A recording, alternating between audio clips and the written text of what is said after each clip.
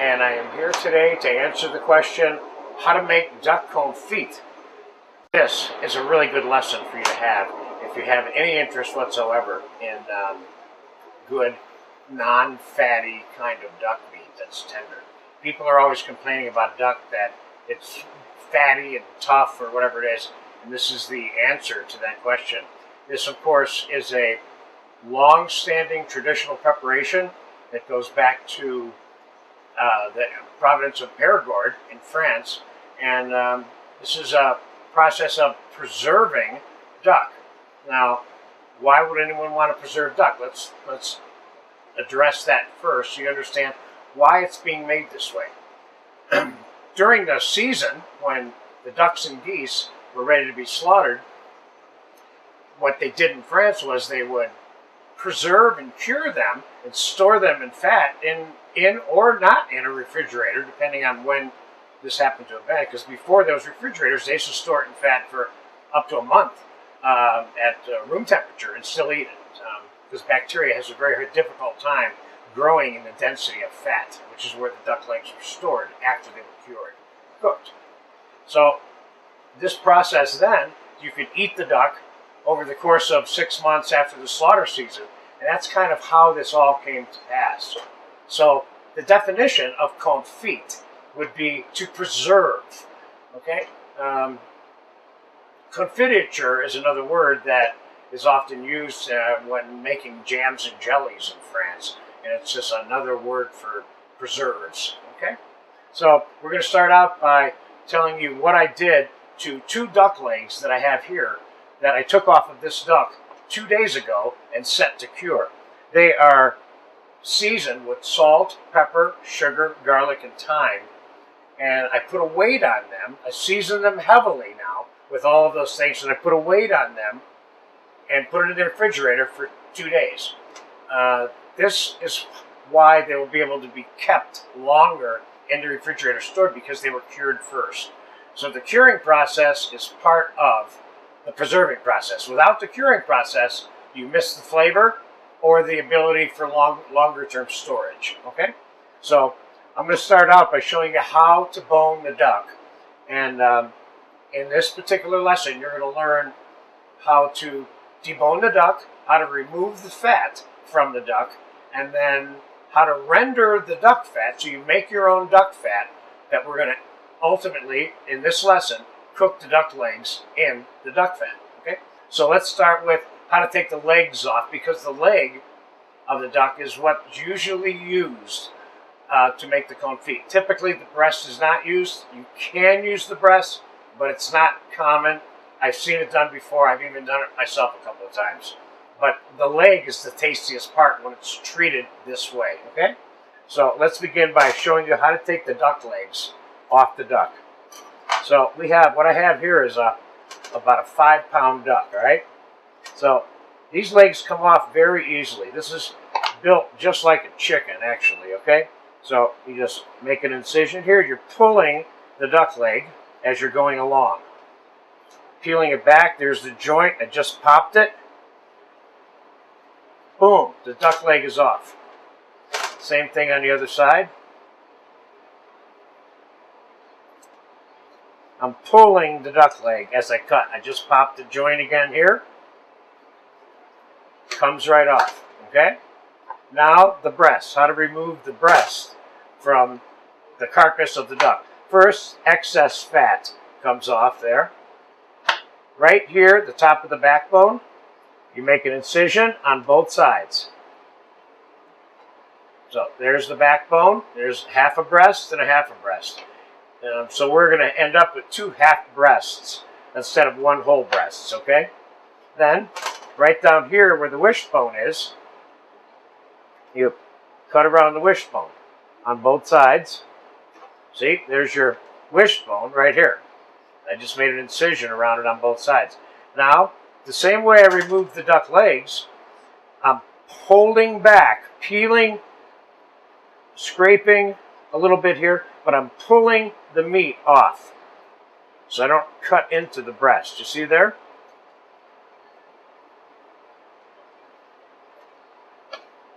So there's 1/2. That was easy. And here's the other half. I'm just going to do the same thing from another angle, which I hope you can see what I'm doing, but it's kind of hard, but I think you got the idea. And there's the other breast. Now, in terms of the rest of the duck fat, we're going to take all the excess fat off the duck. There's a few little spots in here, because at the end of this particular video tape right now, we're going to set this duck fat to render, and it's going to take an hour, maybe up to 2 hours, depending on how high I have the fire on for the rendering process. And then we're going to come back to braise the duck. So this is a long time elapsed formula here that I'm showing you today. So there you go. I've got just about all the excess fat off of this duck. See how I'm taking it right off the back? Duck fat is not something you can necessarily go out and buy.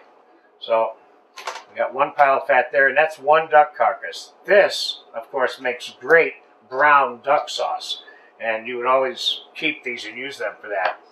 And real quick, since we have the other duck that I cured the legs with earlier, I'm going to quickly bone this one out again too, so you can see me do this breast one more time. Again, incision on each side of the backbone, then cut the excess fat off so it's not in your way. Then I'm once again going around both sides of the wishbone, peeling, holding the breast and pulling it a little bit as I'm slicing away the connecting tissues to the carcass. And there is a half breast, and here comes the other half breast. Pretty easy. If you think of this along the lines of a chicken, it's pretty much just like a chicken. All right, so there's our breasts, and once again, I'm going to take all the fat off of this duck, like I did the other one.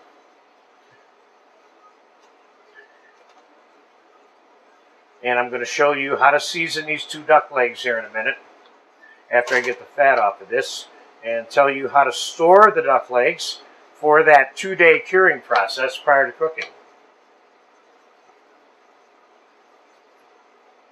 This is such a wonderful recipe to know how to make, and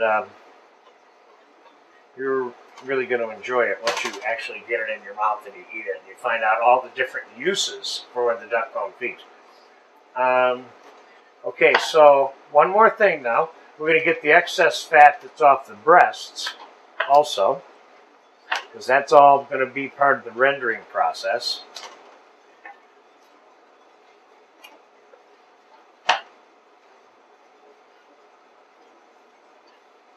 And 2 more. But you want to be careful about taking too much fat off, because we're going to, in another lesson of this salad class itself, we're going to do how to render duck breast and slice it and grill it to put on a salad. So one of the reasons you don't want to trim too much fat off is you need this fat on, because we're going to render these also in a different lesson. So putting those aside, but I thought it's worth mentioning to you that you don't take too much fat off, because you don't want so much fat off on this side that you're exposing the breast. Because when we're cooking this later, we're going to want it to be medium rare. We don't want the breast getting cooked, so the skin will help protect us from overcooking the duck breast a little bit. Okay, so there's the breast, and now I have a little bit of extra fat on the legs also here. And we want to be careful you don't trim too closely on the duck legs either, because in the final analysis, after your duck is cooked and braised and you want to serve it and you go to crisp it up, you want to make sure you have skin. You don't want it cooked when it's finished cooking, having the skin all pulled up and you're kind of missing part of the skin. So there'll be some shrinkage when you cook it, so you want to be careful not to over trim the duck leg itself, okay, of the excess fat.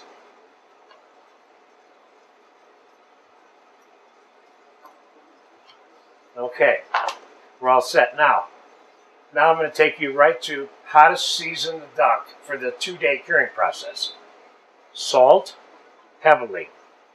Let's do this here. Let's put it right in the pan that we're going to store it in, so I don't make a mess all over the cutting board here.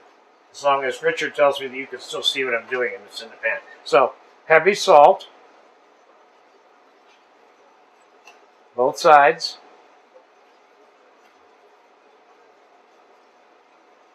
Pepper, both sides. I always say to people when they're seasoning food on one side, I always say, well, are people going to only eat one side? So you want to make sure you season both sides of everything. And some thyme. I'm using dried thyme, which works fine.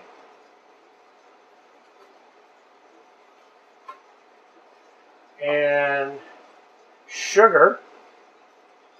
Not as much sugar as the salt, but still you're doing this fairly liberally.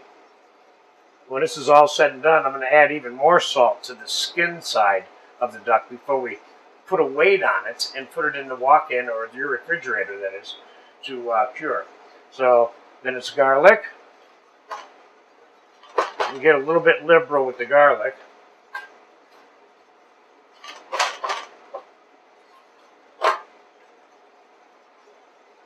So what you see here now is the duck that's been seasoned with salt, pepper, sugar, thyme, and garlic. And now I'm going to hit the top of the skin with more salt. Now to store it, you put a weight on it. So in this case, I just put another pan, and I would probably put about 10 pounds, 12 pounds, 15 pounds on this. Set it in your refrigerator for 2 days. No less than 36 hours. Okay, so there's the curing of the duck process.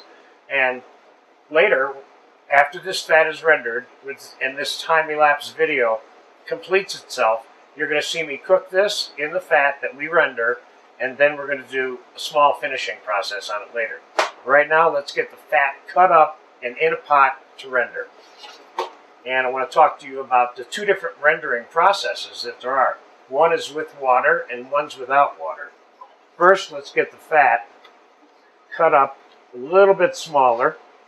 You can also put it in a food processor if you want to chop it up really small. The smaller it is, the faster it renders. And of course, after you cook this fat, and it does render, in the end, you will have what we call cracklings of duck skin left that you can make and eat, which happens all the time. This duck fat, of course, can be used for making scrambled eggs or French fries or anything else. So it's one of those high tolerance fats like olive oil or goose fat. So once you have your duck fat, you can use it over and over again for all different kinds of things. Okay, so once you cook the duck legs in it, now you still have the fat. So, alright, so I don't know what I've got here. I probably have, I'm pushing about 2 pounds of fat. And I'm going to put a couple of cups of water in there. And I'm going to set it on the stove. And I'm going to put it on high. And then I'm going to put it down to low to medium for like a little longer term cooking. Now this is the way to render the fat with the water. If you want to render it without water, which you can, there's 2 ways of doing it. You just put it right in the saute pan, put it on low, and just let the fat cook. And as it renders, you remove the fat so the fat is not cooking in the fat during the rendering process. Did you get that now? 2 ways to render it. 1, put water in it and boil it, simmer it for a long period of time until all the fat becomes clear, almost. And the other way is no water, low temperature, and more of a wide saute pan. Oh, that's it. Alright, so I'm going to come back in about an hour. We're going to time-elapse this part of it now. And when the fat is rendered, I'll let you know how long it took, and then we will proceed to cook the duck legs in the fat to continue this. So I'll be back in about an hour right now. Alright, the duck confit fat that has been rendering for 2 hours. I have added probably a quart of water slowly over the course of time. And you see what I have in here now. I have a bunch of things ready to be made into cracklings. at a later date. And then I have all this duck fat here. Now, I didn't think I had quite enough duck fat to submerge the duck legs in here. So what I did is I added about 3/4 of a cup of lard to this. And you do that if you need a little bit of supplement for your duck fat, okay? So here's the fat. There's just about no water in it now at all. It's all evaporated because during that rendering process, only the water disappears, okay? So I'm going to strain it into the pan that we're actually, see what I got left in here now? I'm going to strain it into the pan that we're actually going to cook the duck legs in here. And what I'm going to do is I'm going to add certain flavoring agents to the fat now that are going to give the duck leg itself the kind of flavor that you're looking for. Here's my idea of the flavor that you're looking for. Whole garlic cloves, 4, 5, 6, 7, 8, 9, depends. Cinnamon sticks, star anise, which is that anisette dried anise plant, which is just, how would they say it? Simply marvelous. But anyway, there's your star anise. And I know I'm not a comedian. I just threw that in there for fun. All right, so star anise and then some cloves and a few bay leaves. Okay? Now, oh, and a few black peppercorns. I'm sorry.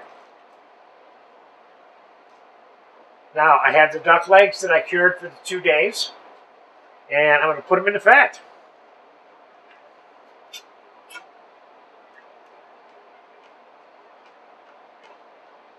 And they are submerged in the fat when I don't tilt the pot. Okay? And the other thing that's going to happen is while they're cooking, they're going to render their own fat into the fat. So you end up with more fat than you started when you're actually braising the duck legs. Okay?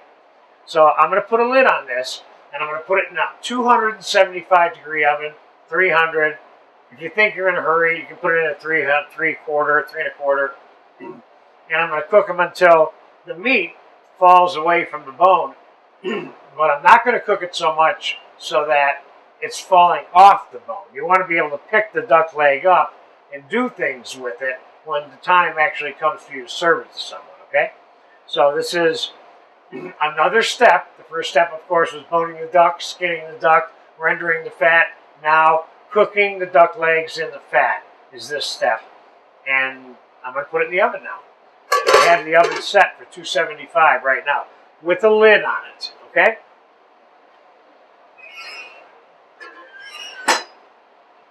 And I'm going to come back, and so like I told you, I would tell you how long it took to render the fat.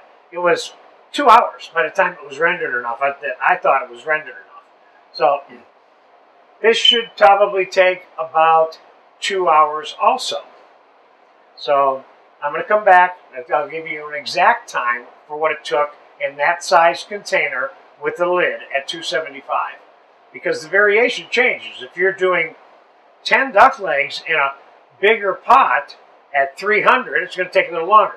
The key here, which is what I will show you later, is knowing when it's done by testing it. And I'm going to show you how to test it exactly when we come back in 2 hours, 2.5 hours, whatever it is. But it's going to show up like right now in a minute. So I'll see you in 2.5 hours right now. All right, it's been 1 hour and 40 minutes that the duck has been braising in the oven in its own fat. And it is absolutely done. It is absolutely gorgeous. And everyone around this pot of duck wants to eat this right now. So I'm going to give you an example of how to test it when it's done so you'll know when to take it out. See, it's a little bit brown. So what you're looking for here is the meat pulling away off tender. See how that's like coming apart there now? But you don't want to cook more than that, so that's perfect. Okay? Now, how do we pot it? And what do I mean by pot it? What I mean by pot it is what we're making here is preserved for long-term use braised duck legs, okay? Traditionally, goose and duck are put in containers and sealed in this fat, which is what I'm going to do and put this away. So when it's time for you to take the duck out later, you can leave it. I'm getting you mixed up. What I need to tell you is that you can put it in your refrigerator as long as you want, up to 6 months average, okay? But if you're going to keep it in your refrigerator that long, one of the things you have to make sure you do is that you don't leave any of the duck exposed outside of the fat. So here's the pot that I'm going to use for the potted duck, okay? I'm going to put the legs in there. See, I got them trapped down in the bottom of the pot, okay? Now I'm going to take this delicious duck fat, pardon the expression, that's flavored with the anise and the cinnamon, the bay leaves, the cloves, black peppercorns, and garlic. I'm going to strain it right over the pot. It's cooled off a little bit. I took this out of the oven a little while ago. So it's completely covered.